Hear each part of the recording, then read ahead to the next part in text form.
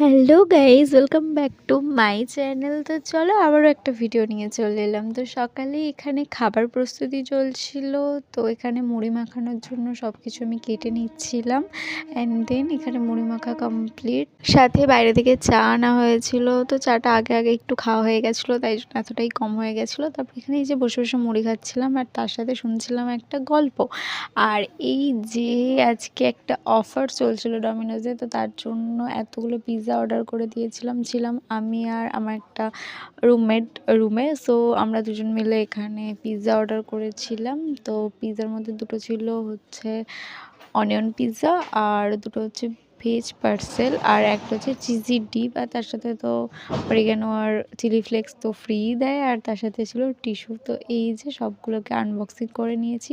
সত্যি বলতে পিৎজা মাঝে মাঝে খেতে আমার ভীষণ ভালো লাগে, সবসময় ফেভারিট নয়, বাট মাঝে মাঝে আমার ভীষণ ক্রেভিংস হয় খাওয়ার জন্য। তো যাই হোক, এখানে খেতে খেতে এই যে দেখছিলাম এই গানটা, আমি দেখছিলাম বলতে শুনছিলাম। তো ল্যাপটপে চালিয়েছিলাম, তাই দেখতে হচ্ছিলো। ভাবলাম তোমাদের সাথে একবার শেয়ার করি যে আমি কী দেখছিলাম।